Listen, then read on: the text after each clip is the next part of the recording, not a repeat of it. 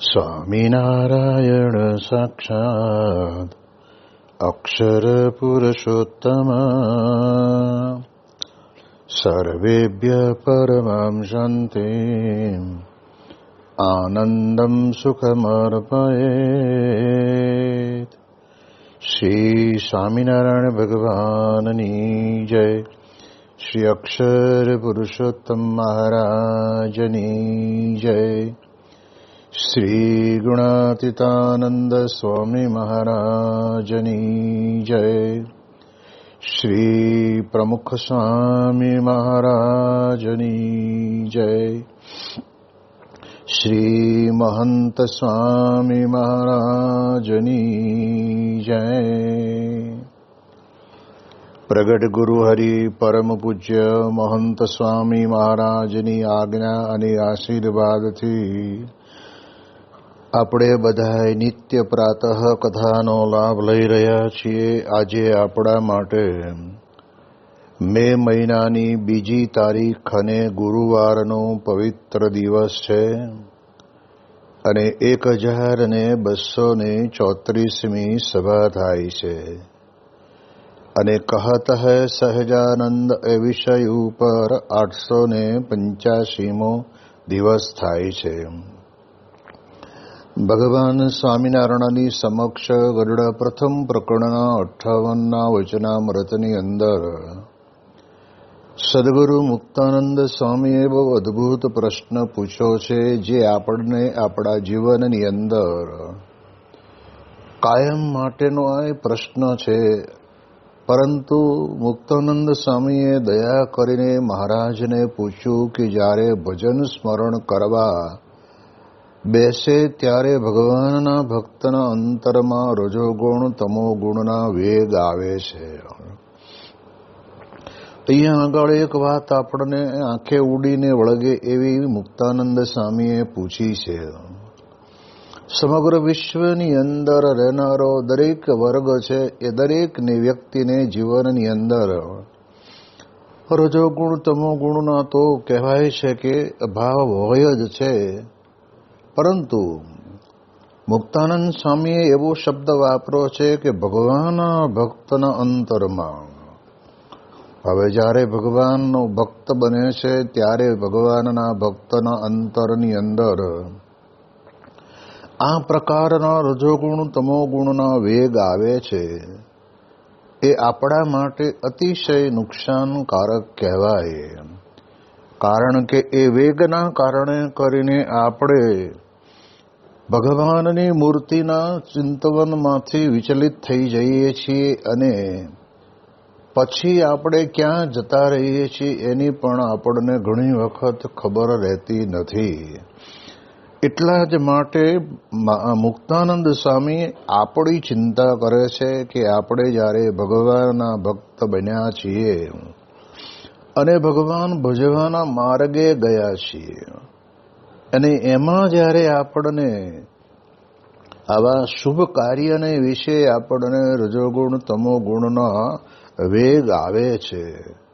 એટલે આપણે ગઈકાલના દિવસની અંદર શરૂઆતમાં જ આપણે વાત કરી હતી કે 3 ગુણ, જે રજોગુણ, તમોગુણ અને સત્વગુણ. ઘણી વખત તો શું દુનિયામાં લોકોને ગુણની જ ખબર નથી, પરંતુ વિચાર કરીએ તો આપણને ખ્યાલ આવે કે સત્સંગની અંદર આવ્યા પછી આ બધા જ ગુણોનો અનુભવ આપણને થતો હોય છે અને એના કારણે કરીને આપણે જાણી શકીએ છીએ કે આપણામાં ક્યારે કયો ગુણ વ્યાપીને રહ્યો છે. એટલે ભજન સ્મરણ કરવા બેસે ત્યારે આપણે રજોગુણની ઘણી બધી વાત કરી. તો એ રજોગુણ આવે ત્યારે આપણા જીવનની અંદર આપણને અશુભ વિચારોનું આગમન થતું હોય અને એના મોટા મોટા વંટોળો આવતા હોય એવું પણ આપણને અનુભવાય છે. ત્યાર પછી મહારાજ આપણને અહીં આગળ મુક્તાનંદ સ્વામી કહે છે કે તમો ગુણ પણ આપણે ત્યાં તો આપણને સંપ્રદાયની અંદર કહેલું છે કે ભગવાનના ભક્તે તો પોતાના જીવનની અંદર ગુણ માત્રનું લેશ માત્ર માન પણ ન રાખવું. એટલે કહેતા કે સદગુણનું પણ માન નહીં રાખવાનું, અને એમાં પાછા આ 3 ગુણથી પર વર્તવું એ એક ભગવાનના ભક્તને, એકાંતિક ભક્તના જીવનનું લક્ષણ કહેવાય. એટલે તમોગુણ આવે ત્યારે તો સ્વામી યોગીજી મહારાજ પોતે વાત કરતા કે તમોગુણે કરીને પૂર્વે ઘણા બધાના જીવનને બગાડ્યા છે, અને એના કારણે કરીને પોતાના જીવનની અંદર ઘણો લાંબા સમય સુધી એ ગુણના ભાવ દેખાયા છે. એટલે યોગી બાપા પોતે વાત કરીને કહેતા કે ભગવાનના ભક્તને જીવનમાં તમોગુણ આવે તો તરત જ તેમાંથી કહે છે કે બહાર નીકળી જવું. બ્રહ્મ સ્વરૂપ શાસ્ત્રીજી મહારાજની પાસે એક વખતના ભારતના વડાપ્રધાન ગુરજારીલાલ નંદા એ પોતે કહેતા કે સ્વામી, ગમે ત્યારે મને જીવનની અંદર બેઠો હોય, ઓફિસમાં કામ કરતો હોય, કામ બરાબર થયું ન હોય, એવા સમયની અંદર થોડોક તમોગુણનો ભાવ આવી જાય છે. અને એના કારણે કરીને ઘણી વખત તો જે પેનથી લખતો હોય એ પેનને તોડી નાખવું, પેપર વેટ મૂકેલું હોય તો એને ઘા કરીને તોડી નાખવું. આ પ્રમાણે તમોગુણ બહુ આવે છે. ત્યારે શું કરવું?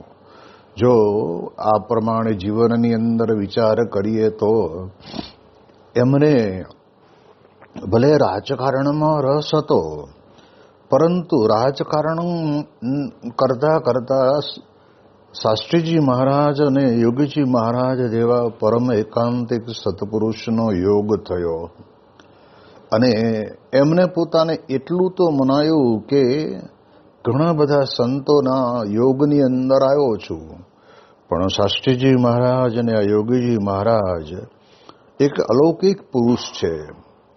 તો એમના સંગે કરીને એમને ખબર પડી કે મારામાં તમો ગુણ આવ્યો. અને યોગીજી મહારાજ કહેતા કે તમો ગુણ એટલે ક્રોધનું સાક્ષાત મૂર્તિમાન સ્વરૂપ કહેવાય. એ ક્રોધ ક્યારે આવે તો મહારાજે પણ વચનામૃતની અંદર કહ્યું છે કે ઘણી વખત એવું પણ બને કે જ્યારે પોતાનું ધાર્યું ન થાય ત્યારે ક્રોધ આવે. આપણા સંપ્રદાયની અંદર પ્રસાદ વહેંચવાની પ્રક્રિયાની અંદર પણ ઓછું વધતું જ્યારે એને મળે ત્યારે ક્રોધ આવે. એટલે ટૂંકમાં આપણા દેહની પ્રકૃતિનું પોષણ નથી થતું ત્યારે કોઈ પણ જગ્યાએ આપણે હોઈએ તો પણ આપણને ક્રોધ આવે જ. જેમ આપણે જાણીએ છીએ કે જ્યારે કોઈ વ્યક્તિ બહાર ફરવા નીકળ્યું છે ત્યારે તો ઘર જેવી કે વ્યવસ્થા તો બહાર ગયો હોટલોની અંદર હોય નહીં, અને તે વખતે ત્યાં જાય અને પોતાની ઈચ્છા પ્રમાણેની વ્યવસ્થા ન જુએ ત્યારે કાઉન્ટર ઉપર બેઠેલી એક કર્મચારીની સાથે બેસી વાતો કરીને એની સાથે પણ ક્રોધની અંદર એ ઝઘડો કરી બેસે છે. એટલે ક્રોધ મહાવિકરાળ છે. હવે એવો જે ક્રોધ જ્યારે ભગવાનનું ભજન સ્મરણ કરવા બેસીએ ત્યારે આવે તો, અને આવે છે માત્ર ને માત્ર એવું નથી કે ભજન સ્મરણ એટલે ભગવાનના ભજવાના માર્ગે ચાલેલા ભક્તના જીવનની અંદર જો આવો ક્રોધ આવે તો જરૂર એને એ ક્રોધ દુઃખદાયી નીવડે છે જીવનની અંદર. એ પ્રમાણે આપણે સમજીએ એમ એ વખતના સમયની અંદર પણ એ દુઃખી થાય છે. એટલે એટલા માટે રજોગુણ ને તમોગુણના વેગ આવે છે. મહારાજને મુક્તાનંદ સ્વામી પૂછે છે, સત્વગુણ એક એવો ગુણ છે કે જે આ બે કરતા પણ અતિ ઉત્તમ, જેને કહેવાય સત્વગુણની અંદર એકદમ શાંત ચિત્તે પોતે પોતાનું ભજન ભક્તિનું કાર્ય કરતા કરતા એ ભજન કરતો જ હોય છે. અને એની અંદર એને એટલી શાંતિ રહેતી હોય છે. પણ ઘણી વખત સત્વગુણના ભાવને પામી ગયા પછી એને એમ પણ મનાય કે આ લોકની અંદર ભગવાનનું ભજન કરતી વખતે કોઈ ગુણનું અંતરની અંદર આપણને આવે પ્રવેશ ન થવો જોઈએ, જે મારે નથી થતો અને બીજાને થાય છે. એ બહારથી દેખાતું હોય તો એવા સમયની અંદર પણ એ સત્સંગની અંદર સત્વગુણમાં પણ એને અંતરે શાંતિ નહીં વર્તે. એટલે એટલા માટે આપણે અત્યારે તો મુક્તાનંદ સ્વામીએ જે પ્રશ્ન પૂછ્યો છે એ પ્રશ્નને વધારે વિશેષ કરીને સમજવાનો પ્રયત્ન કરીએ. વેગ આવે ત્યારે ભજન સ્મરણનું સુખ આવતું નથી, તે એ વેગના એ ગુણના વેગ કેમ ટળે? હવે આપણે જાણીએ છીએ કે જેમ ઉપરવાસ વરસાદ પુષ્કળ પ્રમાણમાં પડ્યો હોય અને પછી બે કાંઠે ધસમસતી નદીનો પ્રવાહ જોરદાર વેગની અંદર આવતો હોય તો ગમે તેવો તરવયો હોય ને તો પણ એ નદીના પ્રવાહની અંદર તણાઈ જાય અને તણાઈ ગયા પછી દરિયા ભેગો જ થતો હોય છે. એમ સ્વામી કહે છે કે જ્યારે ભજન સ્મરણ કરવા બેસીએ ત્યારે આના કરતા પણ વધારે રજોગુણ તમોગુણના વેગ આવે અને એના કારણે કરીને જે ક્રિયા કરવા માટે આપણે બેઠા છીએ એનું સુખ નથી આવતું. વાસ્તવિક છે. જમવાનું ખૂબ સારું હોય પણ ઝઘડો કરીને પછી જમવા બેઠો હોય ને તો એક ઊંધું માઢું નાખીને બબડતો ખાઈ તો લે. જેમ કે અદ્ભુત જમણની વાત ગુરુ હરિમહંસ પ્રમુખ સ્વામી મહારાજ પોતે કરતા. કહેવાય છે કે સુરતનું જમણ અને કાશ્યનું મરણ, એમાં સુરતી દૂધપાક સળી ઊભી રહે એવો સરસ મજાનો બન્યો હોય અને એની સાથેની ભોજન જમવાની બધી જ આઈટમ પણ સરસ બની હોય, પણ જમવા બેઠા પહેલા જ્યારે આ પ્રકારે કહેવાય છે કે તમો ગુણનો વેગ આવ્યો અને સામે બોલાચાલી પુષ્કળ પ્રમાણમાં થઈ, ત્યારે તે વખતે પછી ગમે તેવો વિચાર પાછો વાળીને બેસવા જાય, જમવા જાય તો પણ એને સુખ નહીં આવે. જેમ ભોજન છે એ પોતાના જઠરાગ્નિને ઠારી દે છે, એમ ભગવાનનું ભજન છે એ આપણા વેગની અંદર આપણને શાંત કરવાનું કામ કરે છે. પણ એ આ રજોગુણ તમોગુણના વેગ એવા હોય છે ને કે જે વેગ આપણને એમાંથી ખેંચી જાય. એટલે એટલા માટે મુક્તાનંદ સ્વામી પોતે પ્રશ્ન પૂછે છે અને ત્યારે મહારાજ પોતે એનો જવાબ આપતા કહે છે એ ગુણની પ્રવૃત્તિના કારણ તો દેહ, કુસંગ અને પૂર્વ સંસ્કાર એ ત્રણ છે. હવે આટલી બધી ઊંડાણપૂર્વકની અને પાછી સરળતાથી સમજાઈ જાય એવી વાત આધ્યાત્મિક માર્ગની અંદર ઘણા બધા આપણે પુસ્તકો વાંચીએ છીએ, પણ મહારાજ આપણને કેટલું સચોટ માર્ગદર્શન આપે છે. મહારાજ કે ગુણની પ્રવૃત્તિનું કારણ તો પહેલામાં પહેલું દેહ છે. પછી બીજી વાત કરે છે કે એને યોગે કરીને જે ગુણ પ્રવર્ત્યા, દેહ, કુસંગ અને પૂર્વ સંસ્કાર. ઘણી વખત શું થાય છે કે દેહ રૂપ જ્યારે આપણે છીએ ત્યારે એના કારણે કરીને આપણા જીવનની અંદર આ બધા જ ગુણો આવે છે. જ્યારે આપણે ભગવાનનું ભજન સ્મરણ કરવા બેસીએ ત્યારે આપણને જેમ મહંત સ્વામી મહારાજે પોતે આ પ્રમાણે કહેવાય છે કે સૂત્ર આપ્યું છે ને કે અક્ષરમ અહમ પુરુષોત્તમ દાસોસ્મી. મહારાજે વચનામૃતની અંદર ઘણી જગ્યાએ વાત કરી છે કે પોતે દેહ રૂપે રહ્યો થકો જો ભગવાનના ભજન સ્મરણનું કાર્ય કરે તો એમાં એ ગુણના ભાવ આવીને ઊભા જ રહેશે.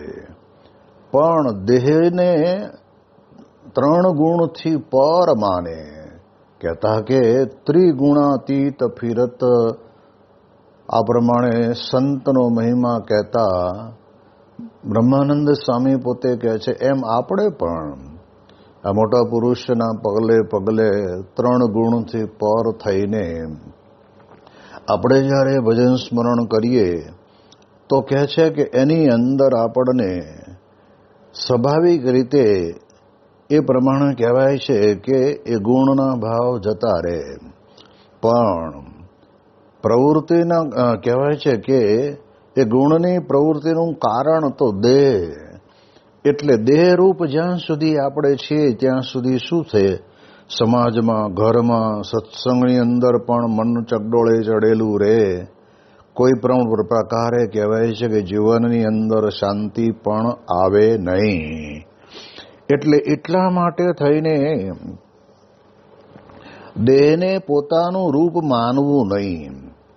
આત્મારૂપ વર્તવાની વાત આપણા હિન્દુ ધર્મના શાસ્ત્રોની અંદર આપણને જોવા મળે છે. અને એનાથી વધારે વિશેષ અર્જુન મહારાજને ભગવાન કૃષ્ણ પરમાત્મા એમ કહે છે કે હે અર્જુન, તું દેહને દેહરૂપ માનીને નહીં, પણ તું પોતે સ્વયં બ્રહ્મરૂપ છો. પ્રસન્ન તારો આત્મા પ્રસન્ન છે. આ રીતે જો તું રહીશ ને તો આત્મા રૂપે વર્તનારના જીવનની અંદર આ પ્રકારે કહેવાય છે કે રજોગુણ તમોગુણના ભાવ આવે તો પણ ટકે નહીં. જેમ આપણે જાણીએ છીએ કે પાણીનો પ્રચંડ વેગ હોય અને તે વેગને રોકી રાખવામાં આવે, જેને કહેવાય છે કે જેમ નર્મદા નદીના પાણી વર્ષો પહેલા એમનામ સમુદ્રની અંદર ચાલ્યા જતા હતા, પરંતુ બ્રહ્મ સ્વરૂપ યોગીજી મહારાજે સંકલ્પ કર્યો અને પ્રમુખ સ્વામી મહારાજે ખૂબ દાખલો કરીને આ પ્રમાણે કહેવાય છે કે નર્મદાની અંદર એ સરદાર સરોવર ડેમ બને. એવા સરદાર સરોવર ડેમને કારણે કરીને અતિ વેગની અંદર આવતું જે પાણી એ બધું જ ત્યાં આવતા અટકી જાય અને સ્થિર થઈ જાય. જેના કારણે કરીને આપણે પણ બધા જોઈએ છીએ કે અગાધ પ્રમાણની અંદર એ ભરેલા પાણીની અંદર નૌકા વિહાર પણ, જેને કહેવાય કે સ્ટીમર કે એવી પ્રકારની સાધન સામગ્રીવાળી હોડીઓ પણ આ પ્રમાણે ચાલી શકે છે. અને સ્થિર થાય એટલે વેગ માત્ર એનો સમી જાય છે. એમ સ્વામી કહે છે કે આપણે દેહને દેહ માનશું તો એના વેગ ચાલુ જ રહેવાના છે. પણ જ્યારે કોઈ વ્યક્તિ આપણા ઉપર, જેને કહેવાય ક્રોધાતુર થઈને આક્રમણ કરે, ત્યારે યોગીજી મહારાજની જેમ આપણે હાથ જોડી દેવા અને બાપા કે વિનંતી કરીએ, મારી ભૂલ થઈ ગઈ છે. અને કદાચ એને આવેગ આવે અને આપણને મારે તો આપણે એમ સમજવાનું કે એ તો દેહને માર્યું છે ને, મને શું. તો એના કારણે કરીને કહેવાય છે કે જીવનની અંદર એને પરમ શાંતિ વર્તે. આવા કેટલા બધા પ્રસંગો યોગીજી મહારાજના જીવનની અંદર આપણે અનુભવ્યા છે. જે જુનાગઢથી નીકળ્યા ત્યારે વિજ્ઞાનદાસ નામના સંત સાથે એ શાસ્ત્રીજી મહારાજના મંડળની અંદર ભળવા માટે નીકળેલા.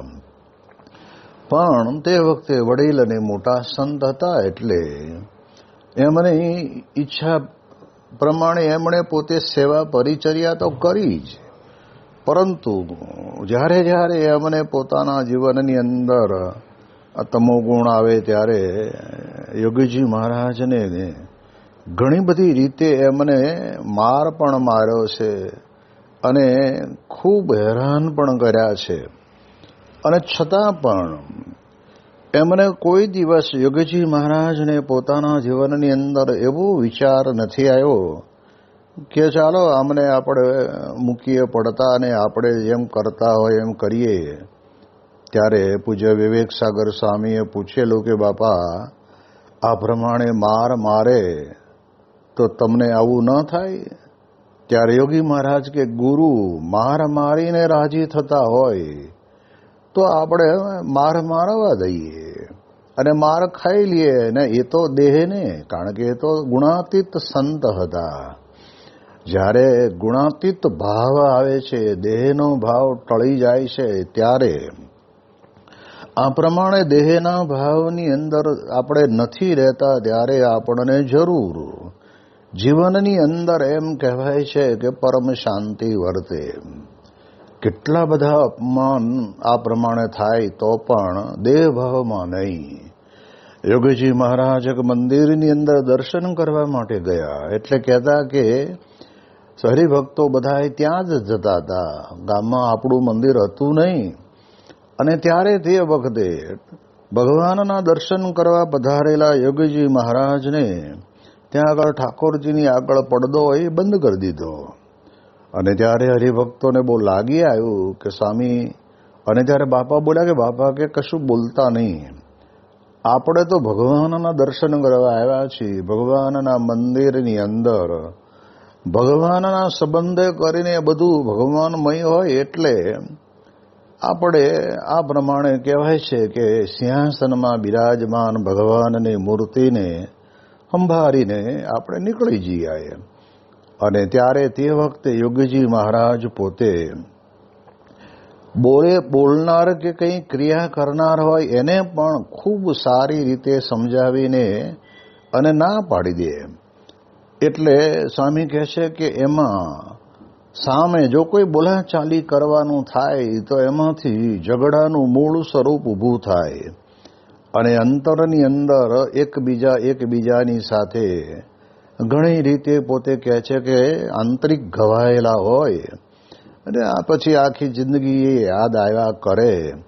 એટલે એટલા માટે થાય છે કે આપણને ગુણની પ્રવૃત્તિનું મૂળ કારણ તો આપણું દેહ છે. જ્યાં સુધી દેહને હું કરી માનશે, ત્યાં લગી ભોગ વિલાસ ભાવે.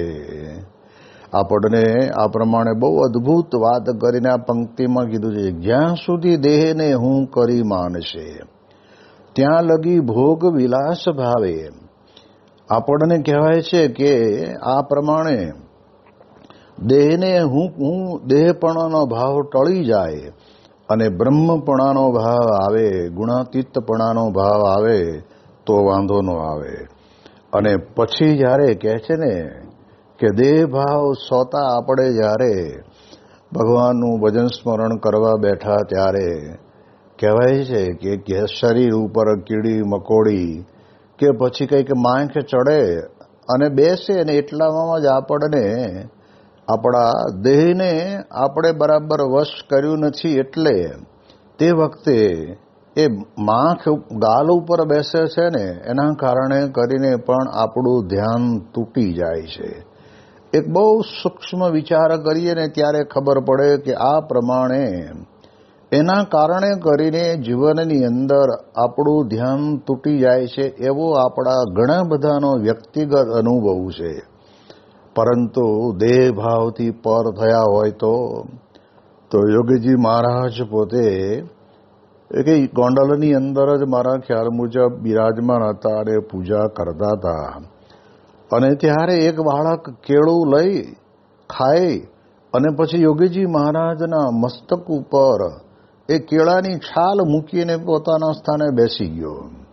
જોકે તે વખતે હરિભક્તો હશે એમને બધે બાળક છે એટલે બાળકે કર્યું. થોડી વારમાં યોગી મહારાજ ધ્યાનમાંથી જાગ્યા અને હસતા હસતા એમણે પોતાના મસ્તક ઉપર રહેલી કેળાની છાલને બાજુમાં મૂકી અને બીજું કેળું હાથમાં પકડીને બાળકને બોલાવીને કે લો આવો બાળા રાજા, તમારે કેળું બહુ તમને ભાવતું લાગે છે.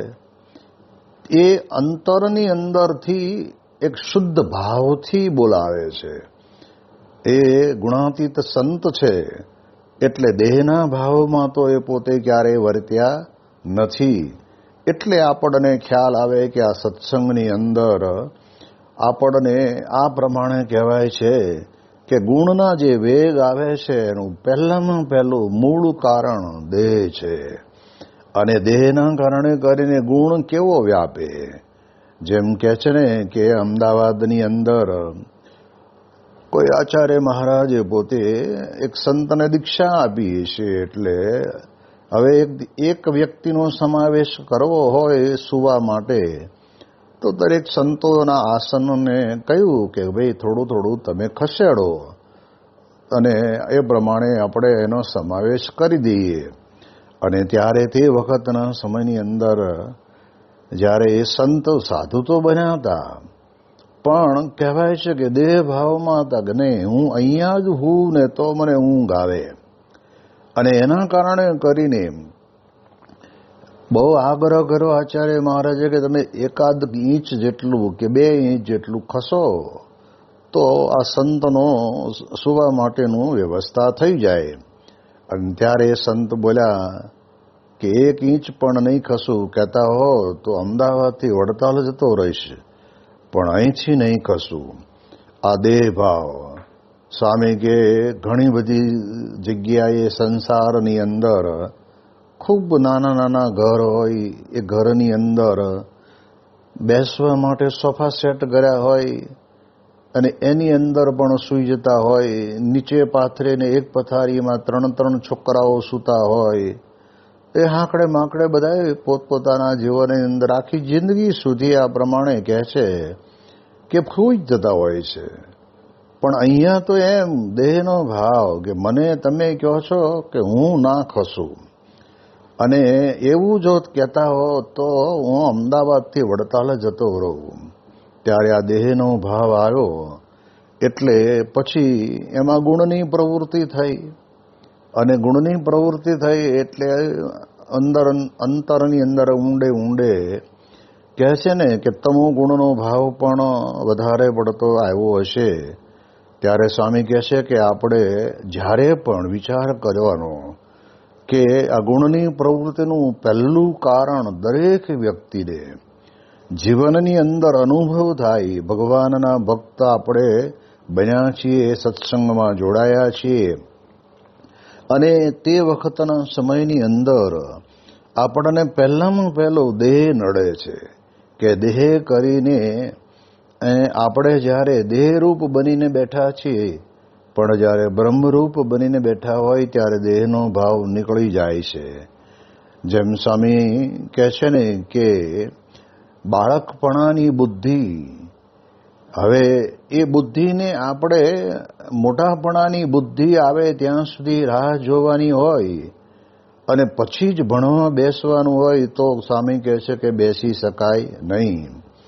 પણ 2.5-3 વર્ષનો બાળક થાય ને ત્યાં સુધીમાં બુદ્ધિનો જે કંઈ વિકાસ થવો જોઈએ એ વિકાસ માત્ર થઈ ચૂક્યો હોય અને પછી એને ગમે કે ના ગમે પણ નિશાળે ભણવા બેસાડી દે અને બધા સમુદાયની અંદર સમૂહની અંદર એના કરતાં આગલા ધોરણમાં એ બધા બાળકોને જોવે એટલે એને પણ એમ થાય કે મારે પણ આમાં આગળ વધવું છે. ભલે એ બાળક બુદ્ધિનો ભાવ છે.